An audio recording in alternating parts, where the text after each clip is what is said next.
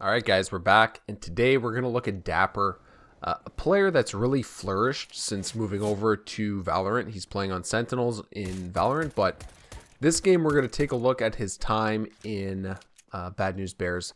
Bad News Bears was a team really made by PTR. If you've been around the CS scene, you've probably heard of PTR at some point. The guy has been playing and grinding forever.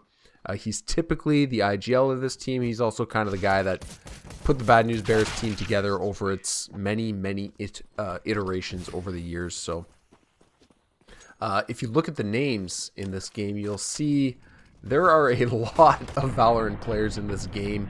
You've got Crashies, Mitch. Crashies playing on Envy now. Mitch playing on, he's still on C9. Dapper, of course, on Sentinels. Curry is on T1.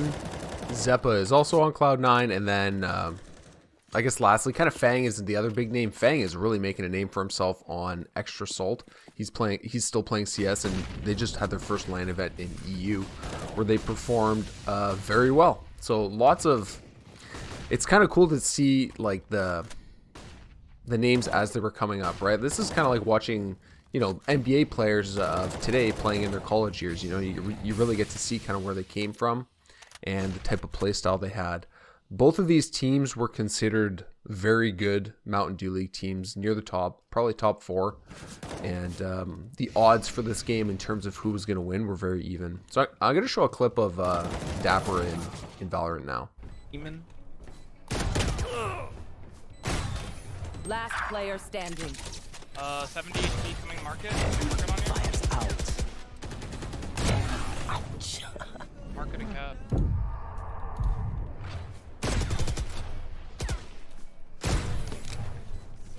One enemy remaining. 3 out of 5. Where is everyone hiding? That guy booked. Ooh, you made. A deagle shot, or the sheriff shot, was was filthy.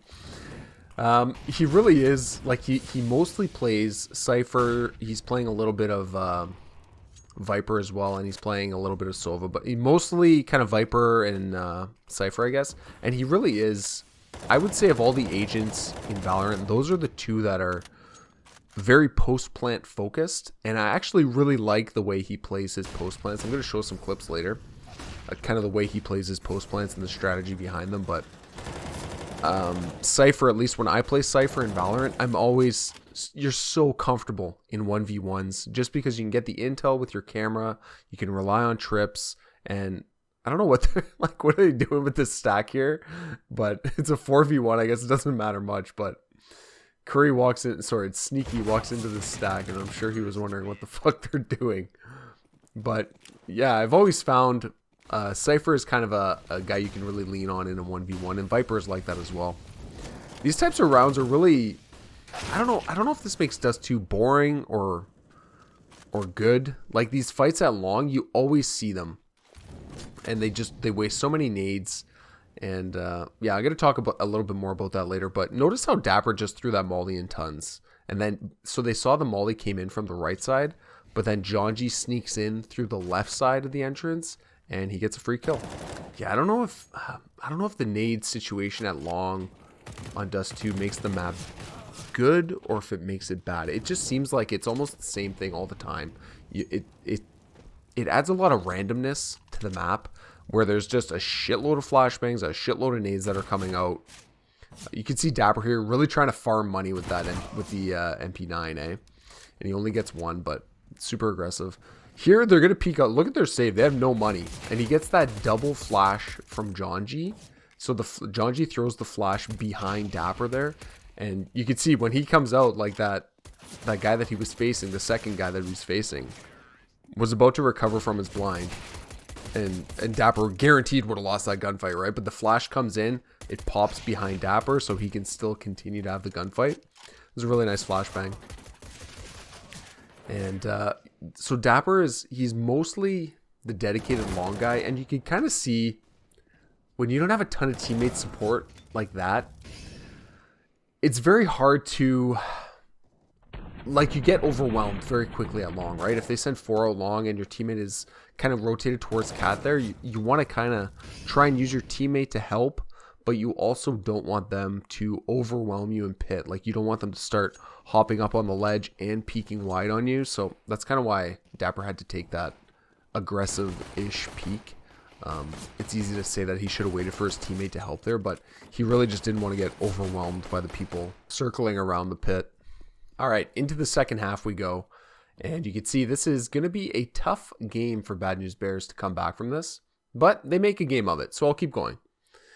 And I wanted to say the way that like Dapper transitioning over to Valorant and then playing on Sentinels. Sentinels, when the team was formed, I don't think many people would have predicted them to be the world beaters that they are. They've always been a really top 2 team in NA, mostly top 1. They had a couple stints there, like they lost first strike to 100 Thieves, but they win most of the time. And they're a bit of a mishmash of players. They're guys that have been around for a long time, like Shazam, who there's a lot of opinions on Shazam, I guess, but like for me, you really have to respect a guy that's played for as long as he has and never lost the drive or never lost the motivation, right? Even when times were dark and maybe he wasn't on the greatest teams. I'm going to show a couple clutches from Dapper in Valorant. Whiplash to the left, and it's Effie's instead to find the kill. Oh, Dapper. We saw him in a couple of these situations in the last map. And in a 1v3, can he pull it off? He starts off strong. A quick burst. We're into long, taking down Penny. We still have Effie's running his way in. Dapper 1v1 against Whippy. Come on, Dapper. Playing the box. Whippy elevated. Whippy spots him out first. 71 HP. Dapper run for the hills. Playing time. Whippy still around. Whippy's just throwing out util. Dapper gets plugged up. 49 HP. Whippy defuse. Clicks. Still not dead. Dapper playing time to a T. It's clinical. It's all too perfect. Dapper wins out the round for Sentinels. 1v3. Patience. But still, Sentinels on the site looking for a quick plant. Sick is going to get this down. So there's a lot of utility still remaining here as well. Can Leaf open up the account? Nope, not quite. Paint shells straight to the back of site, you would imagine. Zom's in a great position underneath as well. This is going to be a hard one to crack. There's Paranoia. That's got to be the go. Dapper is playing a deep, lurking role. He's just kind of toggling these vents, and well, how about it? The first couple of kills are decent. Dapper making his play now from behind, finds the 3rd straight kill for Sentinels. It's a 3v2 situation, some abbreviated health pools, but Sick playing with elevation, finds one. Boys, not gonna be able to clutch up the double. I really like the way he plays. Like, he's not even looking for gunfights when he's clutching. He's looking to make space and he's looking to delay, especially that second clip. Like, I zoomed in on the radar because they didn't have the camera on him, but in that second clip, they're making sure that he gets spotted, or he's making sure that he is spotted by the defenders that are retaking the site. He wants them to see him, so he's kind of jiggle peeking it or shoulder peeking it. Then they spot him, and of course they can't really attack on the bomb site if they know that they can get flanked by Dapper playing near the ropes. So he just keeps falling back further and further. So like the amount of time that he's wasting for them to try and retake that bomb site is just ridiculous, and he wins the round just by delaying. This round here, I thought he was really good support. Like, he'll throw a couple flashes in for his team. You can see his teammates are quite far ahead of him, so he's going to throw these pop flashes in for his team, and then they'll take the site. And I really liked the immediate jump up onto the box is right above the smoke, and it gives him a great angle to like support his team, right? If he were to come through and run through that smoke, it would be a much weaker play, you know? Like, jumping on that box really got him into a position where he could see a large portion of the site and take a good gunfight. But yeah, just watching those Valorant clutches, it really, I feel like the agents that he's playing are the perfect fit. Like, I feel like Cypher and Viper could not be more of a perfect fit for Dapper when he plays Valorant, just because of the shit that you can pull in 1v1 situations or 1v2 situations. As those two, they're absolute nightmares to play against. when it gets late round, and you know, obviously if you're in a 1v1 against a Cypher and he has intel on where you are because of his camera or a tripwire or something, it's very, very difficult to deal with. You can kind of tell the age of this demo based on the amount of SIGs that are bought. Like, this was a I think it was early 2020 or late 2019 demo, and they do this boost. They're trying to get Curry's op, and they got this funky town boost here because they know he's saving over there, and then they probably hear Curry scope, so Dapper just swings on him. I thought he did a good job in this round. You can see it's a save by the CTs, or a partial save, and the positioning is all messed up. His team gets a free bomb site, but then there's CTs all over the tunnels, but he does a good job on not getting overwhelmed. You can see the CTs decide to collapse on Dapper here because they identify that he's a lone mid, and he does a great job. He doesn't get overwhelmed by them coming in at multiple angles, sort of thing. Takes appropriate gunfights, and he just, you know, stays alive.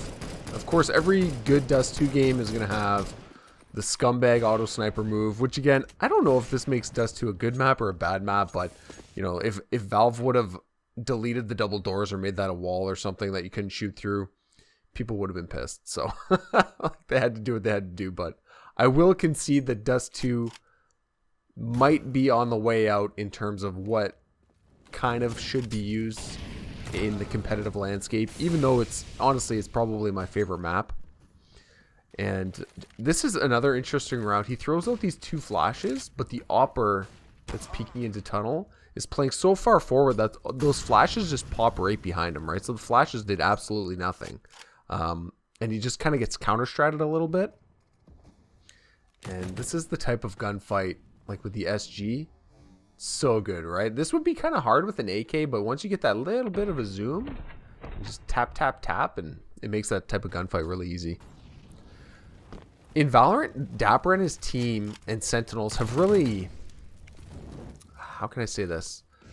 The Valorant meta and the landscape has changed so fast because it's a new game and there's such an influx of new players.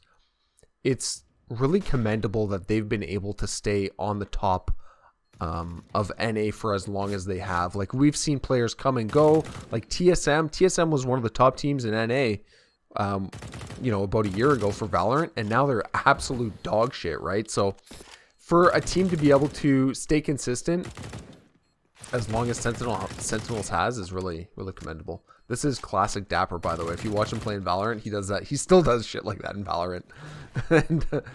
But I wanted to say, like, they haven't had any roster changes. They seem to mesh very well. Well, sorry, they have kind of had a roster change. Sinatra kind of on ice right now, and Tens filled his spot. That's another thing too. Sinatra was always like their wild card player, and they were able to fill him with another player that's kind of a wild card. 2 guys that are, I don't know if saying hard to play with is the right idea, but they take peaks where if I was their teammate, I would see them taking these gunfights and I'd be like, how am I supposed to help with whatever the fuck you're doing, sort of thing, you know? Like, Tens is that type of player. But yeah, they've really, by getting Tens on their team to replace Sinatra, they've really couldn't have filled it with a better player. So you can see we're getting into overtime here, and Dapper has quite a game here. He has a really good game. He's in a tough 2v2 situation. He goes to clear mid there just to kind of get a little bit more intel. But once the T's make it onto the site, like, taking that fight from Cat is really hard. I'm sure in hindsight he would have liked to stay on Cat and then watch them cross, but he didn't know if anyone was coming up short, right? So he moves around to long and it doesn't work out for him. But towards the end of the game here, unfortunately, they don't bring it home. They lose this game. It's a tough loss in overtime for them, but Dapper had a really good game, and I was surprised to see, you know, this is just like the Asuna demo that I watched. When you watch Asuna play in CSGO, it's like, holy shit, he plays Valorant the exact same way. I don't know why I'm surprised when I see this, but when you watch Dapper play in CS, he plays Valorant the exact same way. Unloading clips into dead bodies, does that all the time in Valorant. And yeah, I think of all the teams that could represent NA at the LAN in Iceland coming up for Valorant, Sentinels has to be number one, right? If they don't make it to the LAN, that would be a real disappointment to them as a team, and even to, even to me as an NA fan, I feel like they would be, they're in the best position to get the best result at the LAN, right? They have a team that has some LAN experience. They're not totally new to the LAN. You know, Shazam has played on LAN a ton, and yeah, I think they're going to represent NA well, and hopefully we don't come in last. That's all I want. All right, guys. If you enjoyed this demo, leave a thumbs up. If you didn't, leave a thumbs down. And if you want to support the channel a bit more, check out my Patreon. I'll catch you next time. Peace.